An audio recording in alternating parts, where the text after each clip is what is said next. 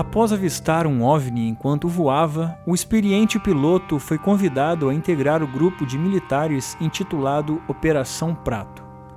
O que você vai ouvir a seguir é a sua primeira e única entrevista concedida em 43 anos, 6 meses e 28 dias. Eu sou Zero, seu anfitrião, e você está no Biografia UFO, com Arthur Neto.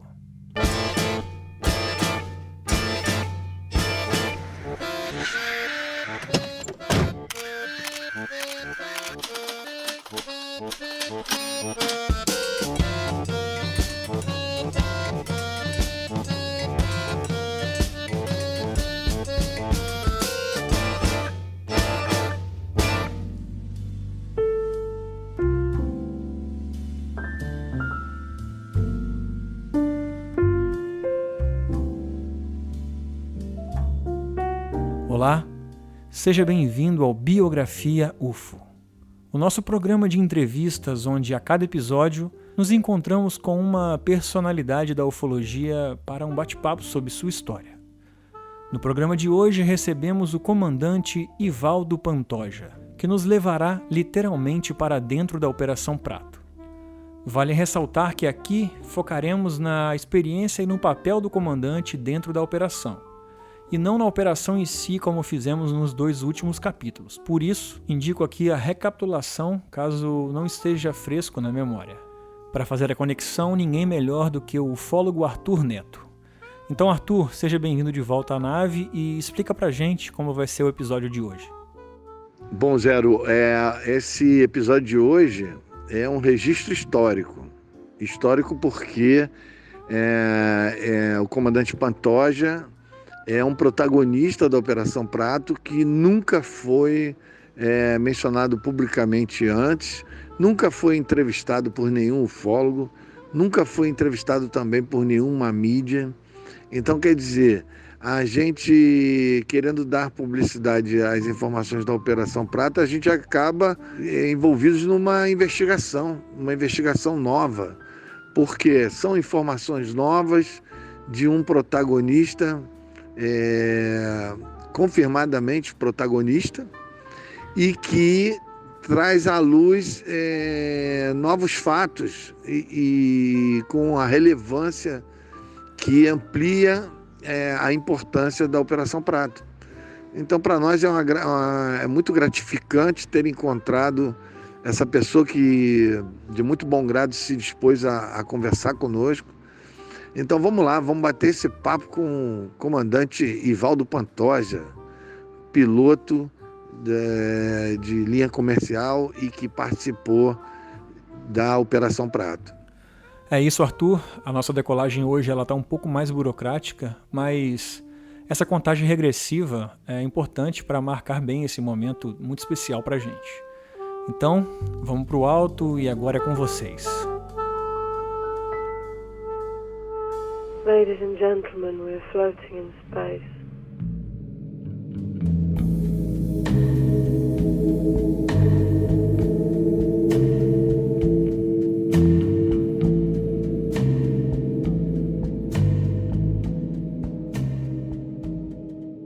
Relatos Flutuantes hoje está com o comandante Ivaldo Pantoja.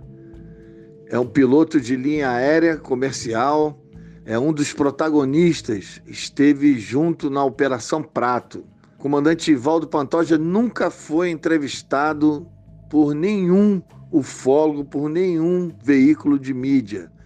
E ele vai falar um pouco para nós da experiência dele junto à Operação Prato e no período de voo dele durante sua profissão. Então, comandante Pantoja, uma boa noite. Eu queria que o senhor começasse falando um pouco se apresentando. Gostaria que o senhor se apresentasse, falasse um pouco da sua experiência. Boa noite. Eu me chamo comandante Pantoja, sou aqui de Belém do Pará e sou piloto há 56 anos. Fui formado na turma de 1964, 9 de março, e trabalhei em algumas companhias. Uma delas foi a Nota, voando aqueles BTB, o famoso Mata 7, que chamavam antigamente da FAB. E depois veio a Taba, depois da nota veio a Taba. Eu fiquei uns tempos na Taba, uns 2 ou 3 anos. De lá eu fui para a Covax. Na Covax fiquei 5 anos.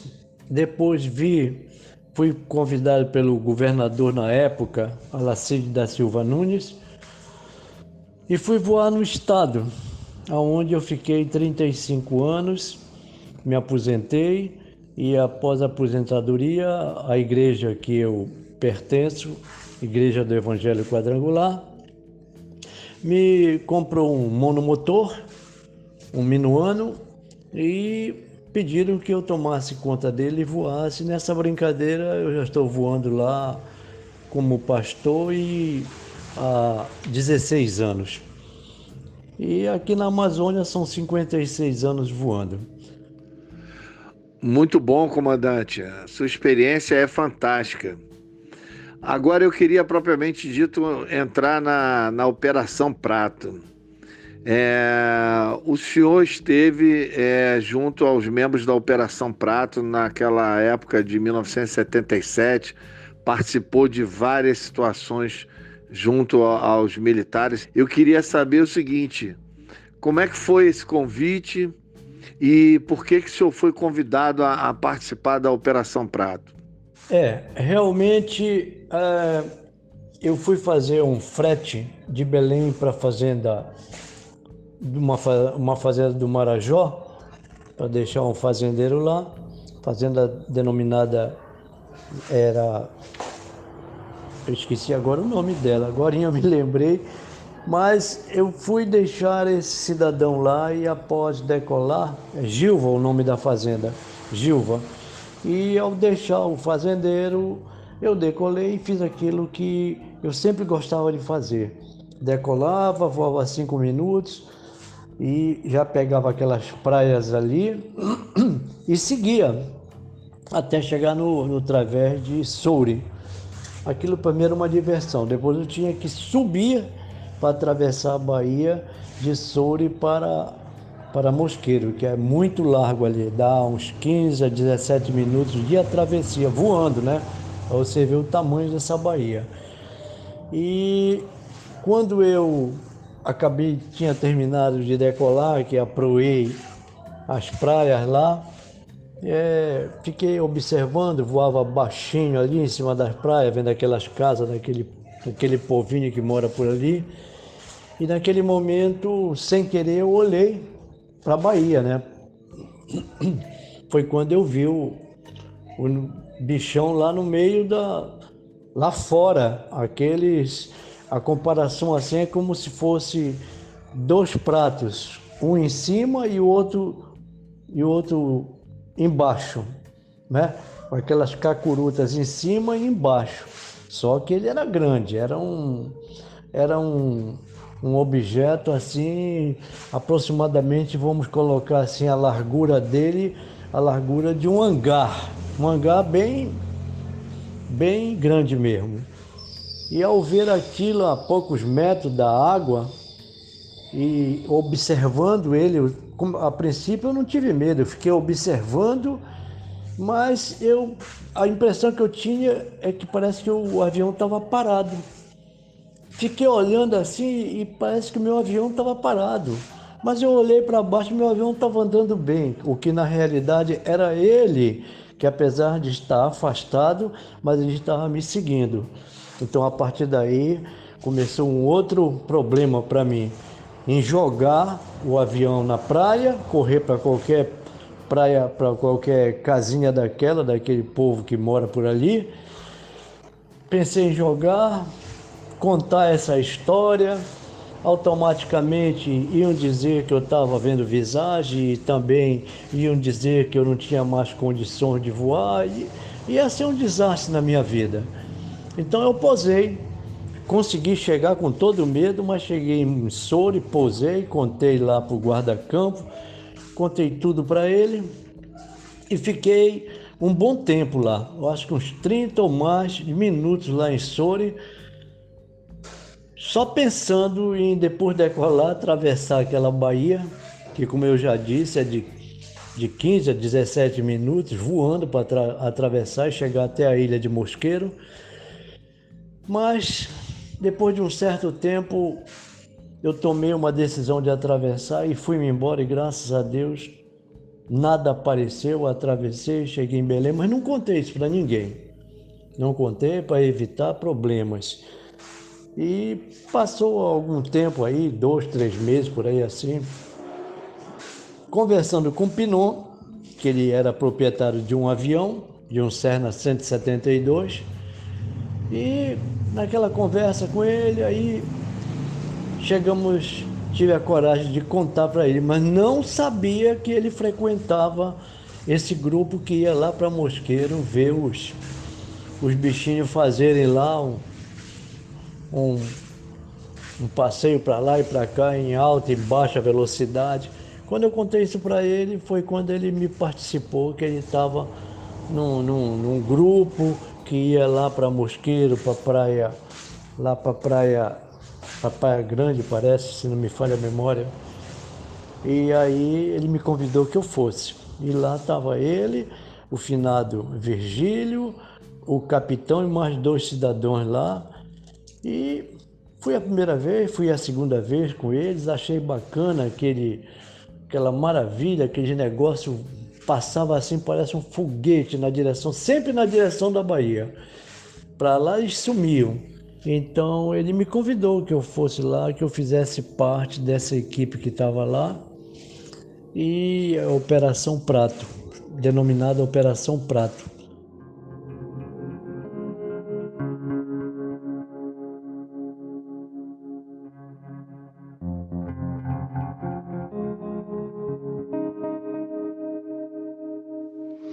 Incrível essa experiência, hein, comandante?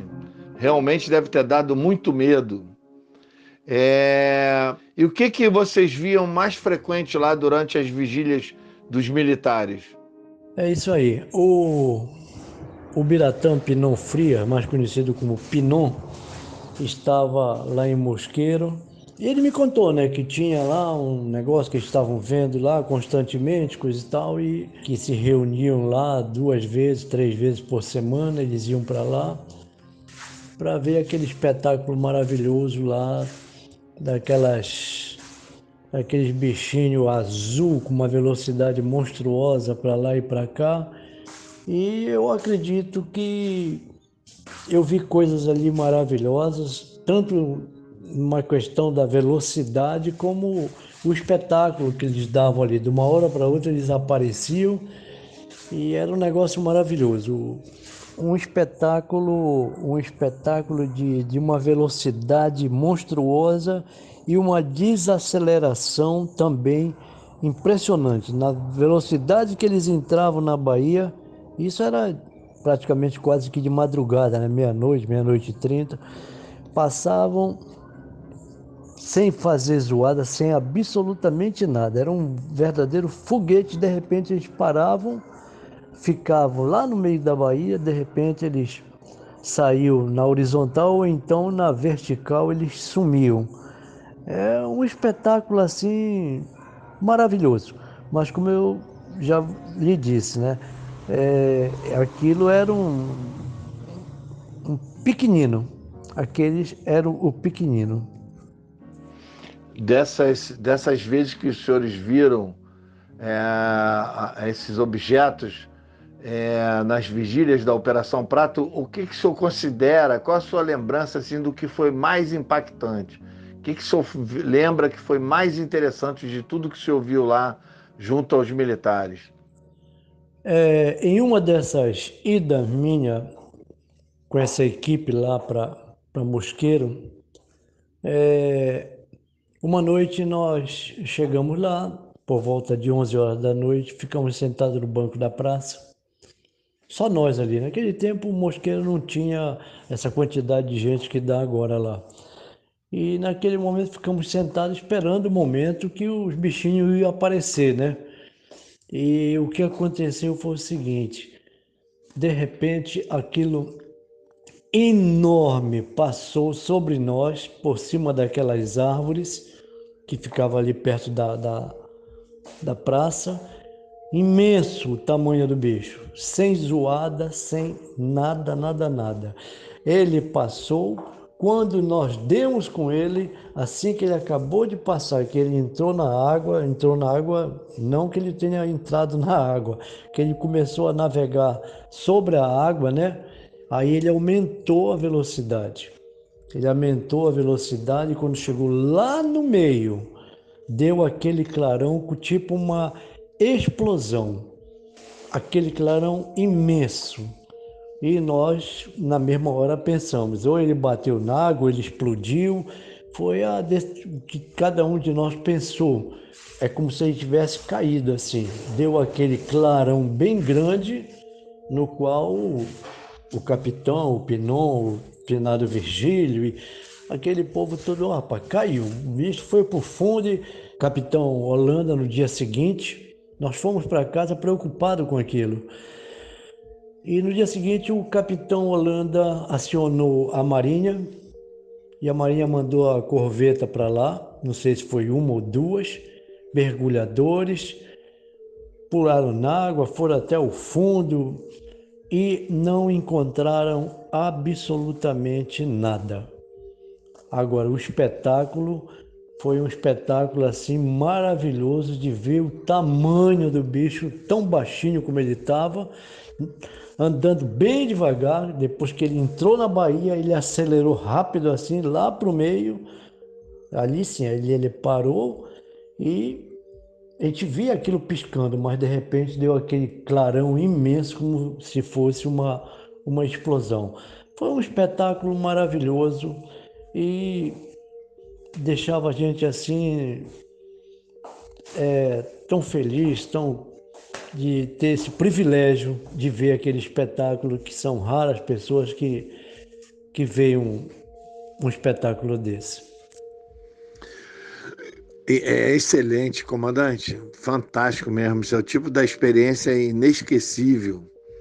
O senhor considera que o fenômeno está ativo ainda aí na região até hoje? Realmente o espetáculo esse de Mosqueiro foi um espetáculo maravilhoso. Só tem um detalhe, eu esqueci de falar que depois que ele passou na direção da Bahia e sumiu lá no meio, deu aquele clarão como se fosse uma explosão, e nós ficamos bobos de ver aquilo. E quando chegamos numa TL zerada do Pinon, que estava lá estacionada, os vidros do carro estavam todos quebrados, totalmente quebrados. Com relação ao meu sítio, como ele fica na margem da Baía do Guajará, da margem da Bahia, e do outro lado já é a Ilha do Marajó, então eu costumo ver aqueles pontos azuis que correm pro lado da Ilha do Marajó, já passou em cima de casa, não tão baixinho, mas também não foi muito alto, numa rota totalmente que o avião não vai para aqueles lados, de noite, né? E outras coisas que a gente vê ali, que são de noite, é um paraíso, você ficar ali vendo aquelas coisas que estão sobrevoando normalmente a Bahia e a Ilha do Marajó. Durante esse tempo que a gente está voando aqui na Amazônia, é normal nós vermos isso aí. Não sei se todos têm esse privilégio, mas eu, graças a Deus, sempre tive esse privilégio de ver, como eu vi Mosqueiro e assim por diante. Você está ouvindo Biografia UFO, nos Relatos Flutuantes.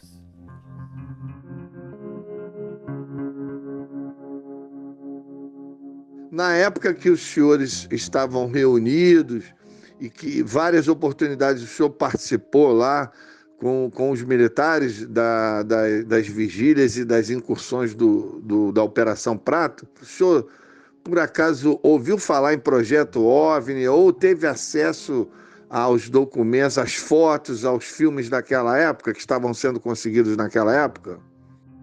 Olha, meu amigo, a única coisa que se ouvia falar mesmo era a Operação Prato.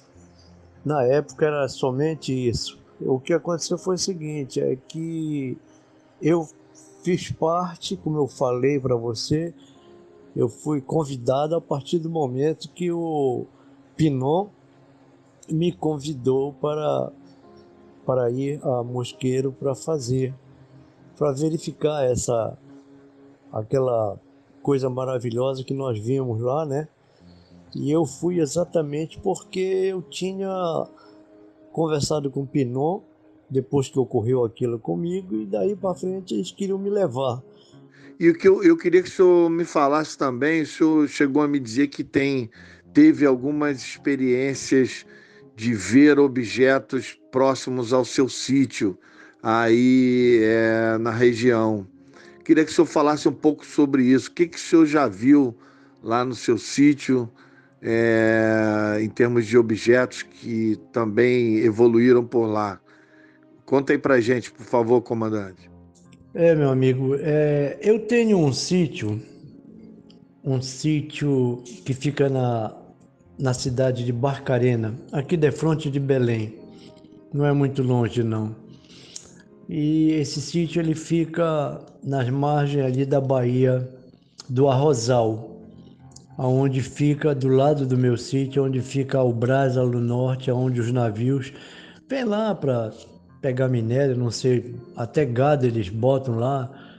E eu sempre fico ali, constantemente eu vou lá para o sítio, repousar um pouquinho, que lá é um lugar maravilhoso, aquela Baía do Arrozal, muito linda. Do outro lado a gente vê a Ilha do Marajó, de dia, maravilhosa, à noite, negócio espetacular mesmo.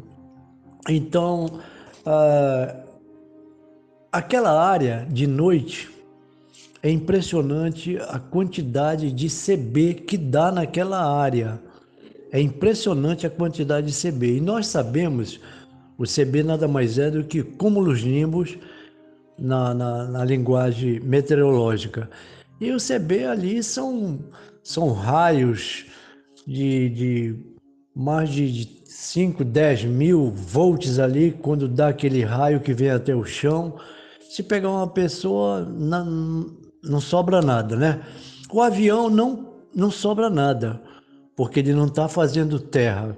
Mas, em compensação, os ventos que tem dentro de um CB, as correntes de vento, são tão fortes a ponto de, se o aviador não souber segurar o avião como tem que ser, ele pode arrancar as asas do avião.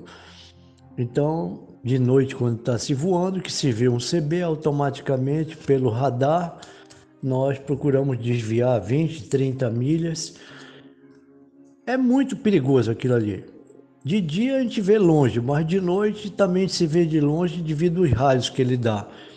E na porta de casa eu fico observando aqueles CBs imensos ali pro lado do Marajó.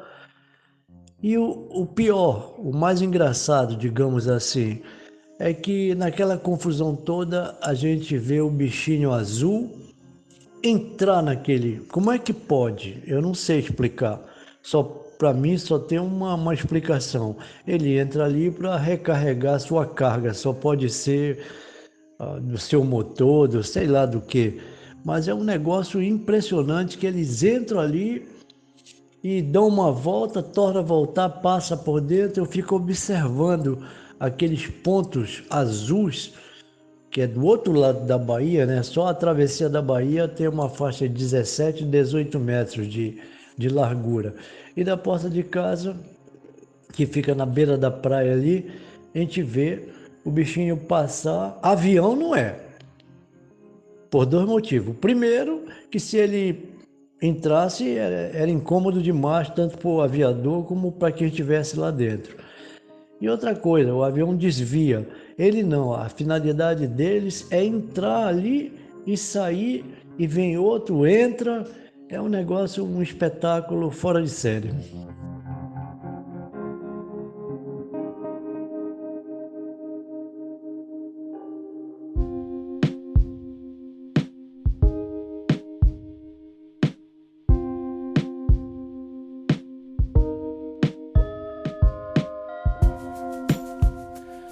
Muito bem, muito bem. Chegou aquele momento da pausa para o respiro, para tomar uma água da Maria Sintra na sua canequinha dos relatos flutuantes. Tá sabendo, né? Agora nós temos camisas, bonés, canecas e mais alguma coisa, tudo com a nossa estampa. Então, www.ufologiadequintal.com.br, pede logo a sua caneca para a gente poder botar aquele chá aprimorado, levantar e mandar um embaúra bem sonoro enquanto a gente segue no home office. Então vamos lá, nessa semana, enfim, nós batemos a nossa primeira meta no Apoia-se e com isso desbloqueamos uma nova atração aqui na casa, chamada Destino UFO. Nesse quadro, nós convidamos um apoiador e conversamos sobre uma viagem que ele tenha feito a um ponto turístico ufológico. E nesse primeiro programa nós fomos até a Chapada dos Veadeiros, na companhia do ouvinte Andrei. E ele nos trouxe um panorama bem legal do que ele viu lá e, inclusive, ele conta uma experiência com um OVNI em plena trilha pela Chapada. E esse novo quadro, a princípio, é exclusivo aos apoiadores e novos episódios já estão a caminho. Então vamos junto na nave, vamos fazer parte da nossa tripulação cativa. Para isso basta acessar o apoia.se/relatos flutuantes. Aí você escolhe uma opção que for adequada para você e assim que você fizer isso, imediatamente a plataforma te envia o convite para o grupo secreto e lá você já escuta esse primeiro episódio e já fica ligado que tem muito episódio vindo aí. Por enquanto é só, agora eu me retiro e chamo de volta os dois nobres para o microfone. Até já, flutuante.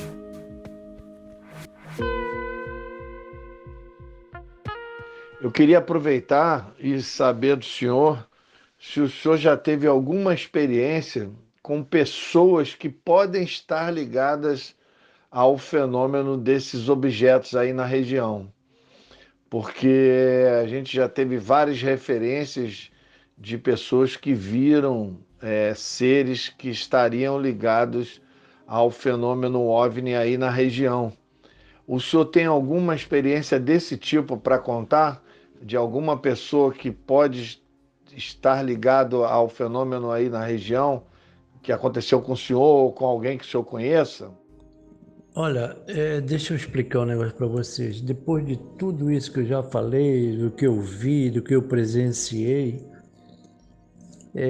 eu já tive 5 situações nas quais eu comecei a pensar que aquilo só pode ser esses homens que andam nessa velocidade imensa aí por cima dos oceanos, em cima das baías, do qual eu tive a felicidade de vê-lo de perto. Tive medo, mas eu vi.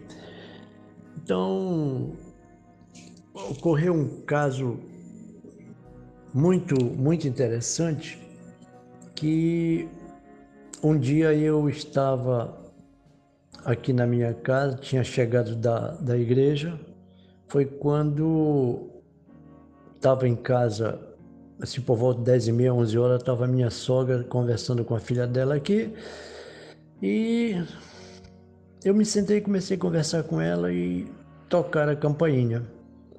E quando tocaram a campainha, o que aconteceu? Normalmente ela faz um escândalo, que eu não abro, que eu procuro saber quem é que está, quem não está. Mas dessa vez ela continuou conversando com a mãe dela, parece que ela não ouviu nada. Eu me levantei da mesa, fui, abri o portão, estava lá um cidadão, um senhor alto, muito bem parecido, bem trajado. Agora, com uma garotinha, uma mocinha assim dos seus, vamos botar assim, 14, 15 anos, por aí assim, bem moreninha. Agora a roupa dela era um negócio estranho que eu nunca tinha visto. E aquele cidadão disse para mim: o senhor não me leva a mal, o senhor tem alguma coisa que possa dar para eu dar para ela comer? Ora, ele muito bem trajado, praticamente pedindo esmola, eu achei esquisito. E eu disse para ele: meu amigo, não me leve a mal, dia de domingo, quando eu chego da igreja, a mulher não faz comida em casa, a gente vai para restaurante comer. Mas aguente, eu vou ver o que é que eu vou arrumar lá por dentro. Entrei, a mulher estava no papo, aquela que fica desesperada quando batem. Aí eu vim abrir o armário, tirei um pacote de bolacha, levei, ela não tomou conhecimento, continuou conversando com a mãe dela e chegando no portão eu entreguei para ele, disse, lamentavelmente só tenho isso aqui, me desculpe. Ele disse, não, muito obrigado. E saiu com aquela garota e eu achei esquisito aquilo, principalmente aquela garota. E ele também, por ser um cara de boa aparência, bem vestido, fazer um pedido desse. E larguei de mão. O tempo passou. Foi quando o médico detectou que eu tinha que colocar 2 stents para evitar que entupisse a minha veia, e eu aceitei essa parada, né? O que eu recomendo para todo mundo, porque é um negócio maravilhoso. E agora deve estar melhor ainda, porque há 2, 3 anos atrás, quando eu fiz, você fazia aquele procedimento lá em mais ou menos 15 minutos, mas com você não tinha que ficar de 2 a 3 dias no CTI em observação para ver se não ia haver nenhum tipo de reação, né? E me mandaram para o CTI para ficar lá. Imagina só ficar totalmente acordado, sem ter nada, e vendo aqueles climas ali que são dos piores que tem, você ficar acordado ali no meio daquele povo, coitado, que estão sofrendo ali. Era 3 dias para eu ficar. Eu entrei lá por volta de 3 horas da tarde e quando foi no outro dia, por volta de 9 horas da manhã, o meu vizinho lá que estava na cama dele, correr aquele pano em volta da cama. Quando corre um pano daquele em volta da cama, ou é para limpar o paciente, ou para aplicar alguma coisa, ou então já morreu, né?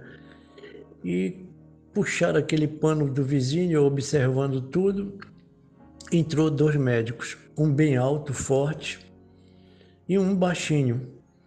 Esse baixinho abriu a empanada lá, passou lá para dentro, puxou, ficou lá com o paciente lá, né, que estava, eu acredito, que tivesse já falecido.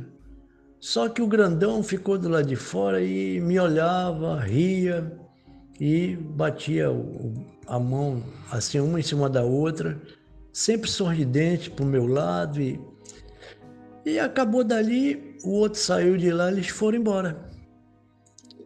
Isso não demorou muito, se levou mais ou menos 1 hora, foi muito. A enfermeira chegou e disse, olha, o senhor já está de alta para ir agora para o seu apartamento, fica lá mais um dia, mas o senhor já vai sair daqui agora. Eu digo, agora? Não é 3 dias? Ela disse, não, o senhor já vai agora. Tudo bem. Foram buscar uma cadeira de roda, me botaram, me levaram e colocaram lá no meu apartamento.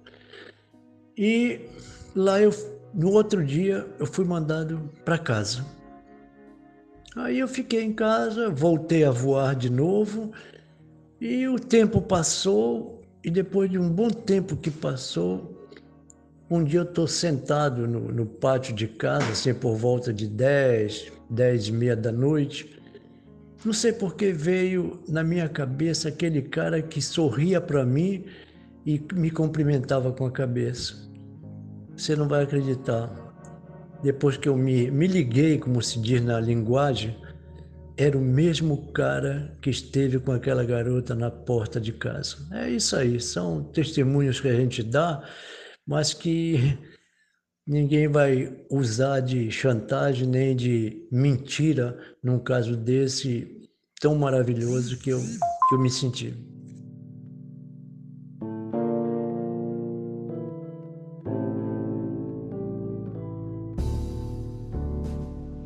Quero finalizar, comandante, pedindo ao senhor que contasse mais algum avistamento que o senhor teve durante a sua profissão, durante todos esses anos de voo como piloto. Se o senhor teve mais algum avistamento que o senhor possa contar aqui para a gente, alguma coisa interessante que o senhor tenha visto durante seu trabalho pilotando aí pela região do Marajó. Bem, eu voei no governo do estado do Pará durante 35 anos.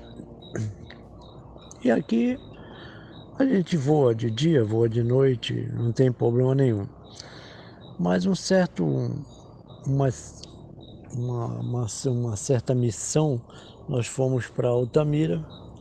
O governador na época era o Dr. Jade Barbalho.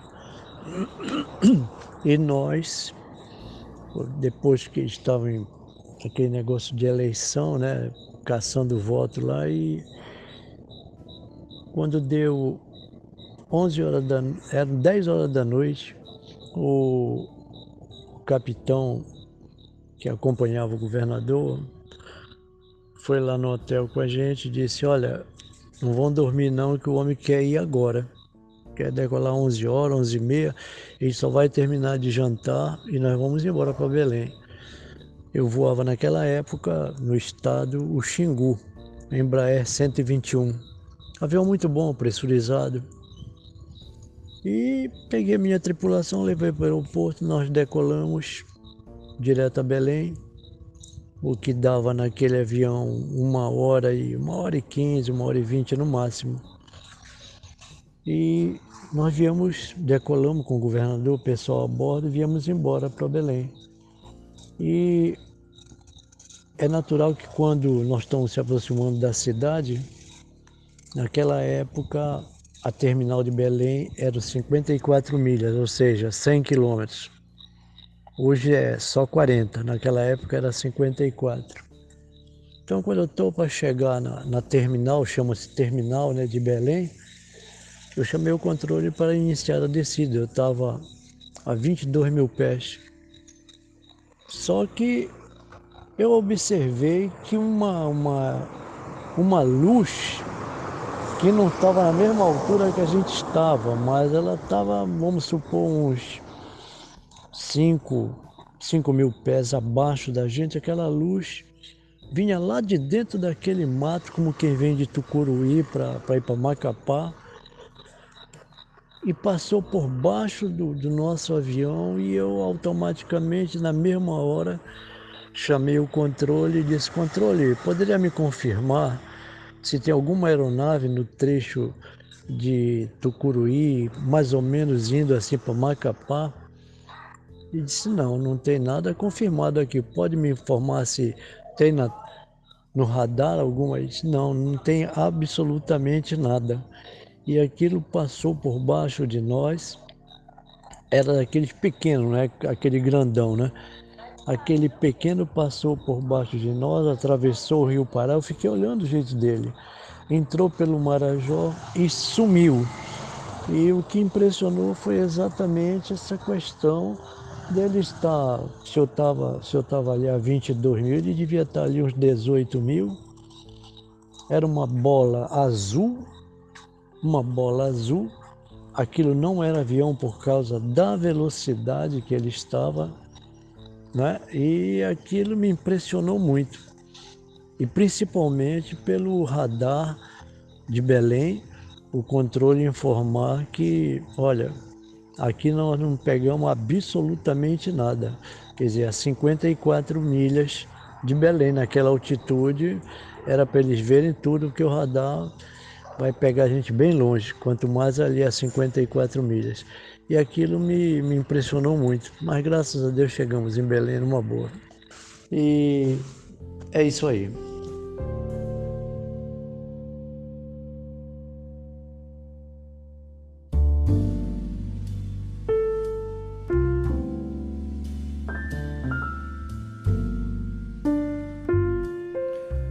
Arthur Sérgio Neto, ufólogo Arthur Neto, deixa eu me recompor.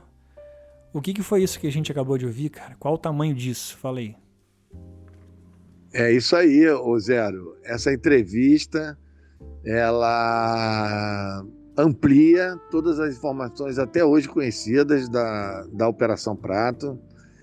Ela contextualiza alguns episódios da Operação Prato que não tinham sido mostrados antes. Você vê esse episódio que o comandante contou sobre ele ter visto um objeto gigantesco na ilha de Marajó, e esse outro episódio que ele contou que ele presenciou junto ao Coronel Holanda e todos os participantes da equipe da FAB, um objeto que entrou no mar, que causou uma suposta explosão, onde a Marinha foi acionada e mergulhadores vasculharam a região em busca de encontrar alguma coisa e não encontraram absolutamente nada. Isso aí é fantástico, é novo, é histórico, é incrível. Isso nunca tinha sido mencionado antes.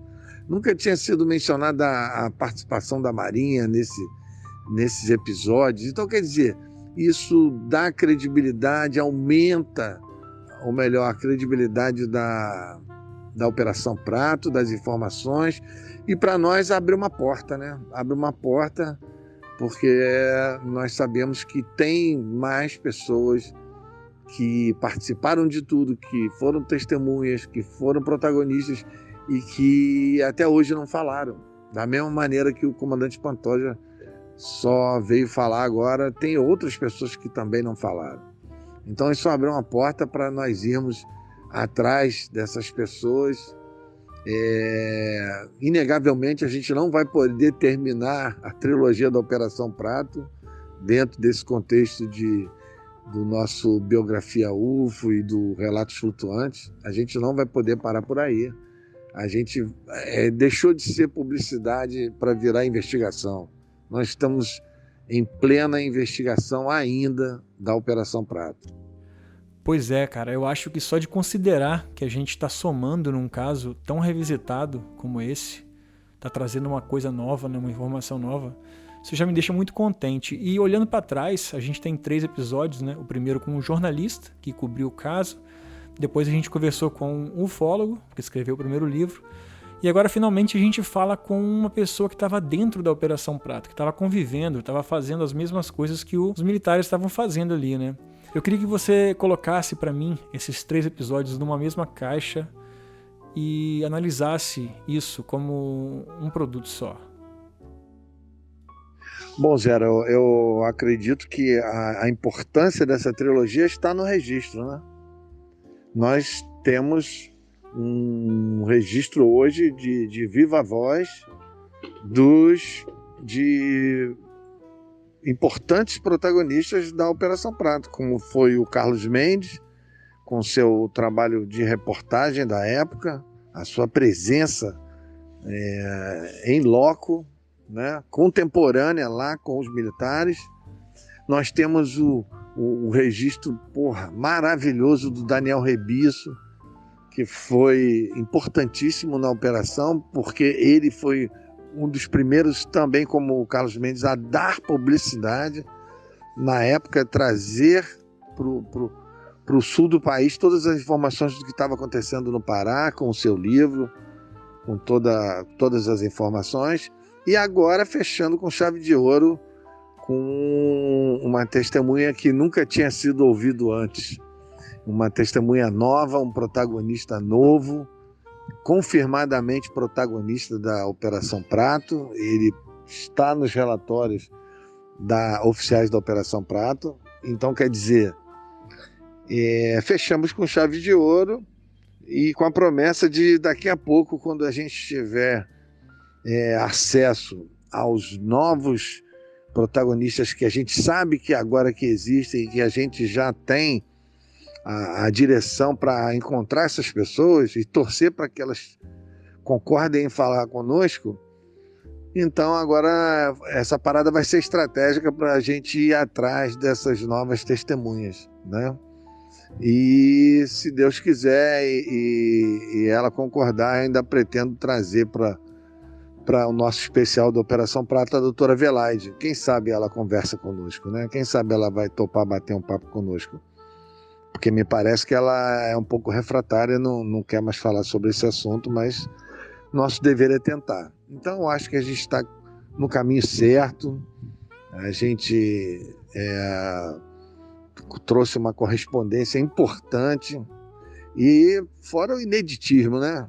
É exclusivo, é inédito, é novo, tudo que a gente está trazendo daqui para frente. Sem dúvida, a doutora Velaide seria uma peça fundamental, seria uma presença ilustríssima aqui no nosso projeto Biografia UFO. Talvez, quem sabe, mais um episódio, um especial Operação Prato, volte um dia. Por enquanto, vamos dar uma descansada, vamos baixar a poeira um pouco. E mês que vem a gente volta com Biografia UFO. Então eu agradeço e em nome dos ouvintes do Relatos Flutuantes e de todo mundo que ama a ufologia, eu te parabenizo pelo conteúdo que você tem conseguido trazer aqui pra gente. Esse episódio foi fantástico, justamente por a novidade, né, do exclusivo, do inédito. Agradecer muito ao comandante Pantoja, comandante Ivaldo Pantoja, e ao nosso amigo Heitor Costa, que é o ufólogo lá do Pará, nosso grande amigo que nos proporcionou essa oportunidade. Então, muito obrigado e até a próxima. Até o próximo Biografia UFO, Operação Prato. E até o próximo mês com Relatos Flutuantes, dando continuidade ao Biografia UFO com outros pesquisadores clássicos da nossa ufologia brasileira. Um grande abraço para todos. É isso aí, e antes de tirar a fita, eu te convido a nos seguir nas nossas redes sociais. No Instagram nós somos @relatosflutuantes e no Twitter @rflutuantes. Siga também de perto o Arthur no Facebook e no YouTube, sempre Arthur com H, Sérgio Neto.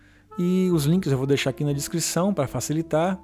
E de saideira, eu peço que, se você chegou aqui no nosso programa por algum link ou está ouvindo no celular de alguém, procura a gente aí no seu agregador, no Spotify, no Deezer, e clica no botão seguir para você poder receber em primeira mão nossos novos episódios.